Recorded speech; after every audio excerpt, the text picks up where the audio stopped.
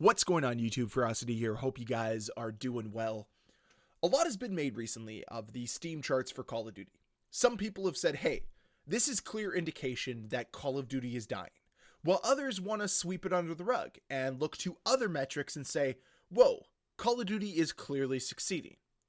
So let's talk about it, because I don't think it's as black and white as this community wants to pretend that it is. I think that we exist amongst a gray area here. So I'll start this video off by conceding the point that Call of Duty is not dying by almost 50% of its player base.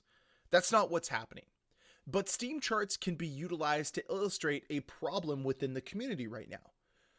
It's not necessarily 42% of the player base, but it is a section of the player base that doesn't want to play this game. And it's very clear as to why people are moving away from Call of Duty. Regardless of your thoughts of this game, you may love this game, and that's okay. But a lot of people don't. A lot of people are fed up with the lies from Activision. A lot of people are fed up with the failed promises from Call of Duty that they just don't care anymore. The matchmaking sucks. The servers suck. The overall anti-cheat is non-existent. So what's the point in playing? You can't ignore these facts because they're an element of Call of Duty. So while yes, 42% of players haven't left across every single platform, it's clear that people are leaving this game. And the reasons are right in front of Activision. They're right in front of Call of Duty. Fix your anti-cheat. Have better servers. Create a matchmaking system that isn't as oppressive as it currently is. And maybe these numbers will rise. Regardless of that fact, though, I think that we also have to talk about Call of Duty being number one on both PlayStation and Xbox, ending the week of December 20th. Why is that? If the Steam charts are so bad, why is it that both PlayStation 5 and Xbox are thriving? Well, it's pretty clear. This data is cherry-picked. Cherry-picked for a time where Season 1 Reloaded released, along with a free-to-play weekend. So is it surprising that Call of Duty rose through the ranks, beat out Fortnite, beat out NBA 2K25? No, it's not. You can even see, and I'll show it on screen here, the uptick during Season 1 Reloaded for Steam. During the free-to-play weekend for Steam, there is a clear uptick. So it's not surprising that they rank number one. I'm more curious to see what happened after that. How did they do after Christmas? How did they do moving into the new year? I guess we'll find out over time. But to look at this data and say, this is clearly Call of Duty surviving and not dying is incorrect.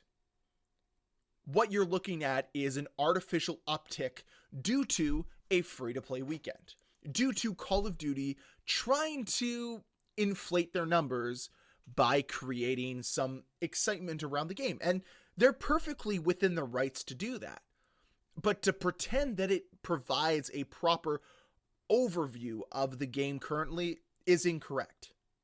Now, of course, we don't know what the health of the game is on Xbox or PlayStation or even Battle.net or Game Pass for PC, because they don't release those numbers. They used to back during the golden era of Call of Duty, but they don't now. And I think the only public numbers are those of Steam. And even if it's not the end-all be-all, it still illustrates a clear decline in the player base. And I think that that can be true across every platform. I mean, it was earlier this week where Charlie Intel declared that NBA 2K25 beat out Call of Duty. There's a reason for that. It's because Call of Duty has its problems. It has its issues. And it doesn't have the staying power it once had. I won't deny the momentum that Black Ops 6 started off with, but it has not been able to maintain that. People do not look at this game favorably as much as it used to. You can still like it, you can still enjoy it, and that's perfectly fine. I'm okay with you liking this game. To each their own. But as a community as a whole, there are a lot of factors that play into the overall disdain revolving around Call of Duty right now. It's not in the same state that it used to be. And even Modern Warfare 3 provided a pretty good landscape for the future of Call of Duty. People were moving from a negative direction to a positive direction with this game, with this franchise. But it seems a lot of that goodwill has been squandered. A lot of the opportunities have been missed here in Black Ops 6. There was a lot to look forward to, but not a lot of it has been cashed in on. And you can see that by what's happening on Steam.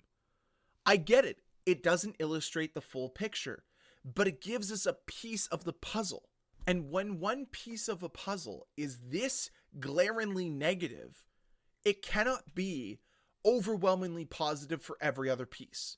There can be elements that are less negative than this, which I think is exactly what's happening. I think we are seeing close to a 5 to 10% decline across the entire player base. And that's expected to happen. But why is it happening is more important. And that should be the focus here. If I'm Call of Duty, I'm a little worried over one platform losing 40% of the player base. Why is that? We can all answer that question. The reasons why Call of Duty isn't resonating with players on Steam is very clear. There's better options out there. So what about the other platforms? Well, it's probably not resonating with players there either. And I would venture a guess that for a platform like Game Pass that has a lower barrier to entry, the charts aren't very flattering. Because people have picked up the game and they've left it due to the overwhelming issues that the entire franchise has. Regardless if you're playing Warzone or Black Ops 6, the game has clear faults. And it's not faults that can be clearly looked past. An anti-cheat that doesn't work for anybody in the community. A server that doesn't properly function doesn't work for anybody. A matchmaking system that's extremely oppressive doesn't work for most. So what you result in is a situation like what Call of Duty currently has, where a lot of players in the player base are wondering, when is it going to get better?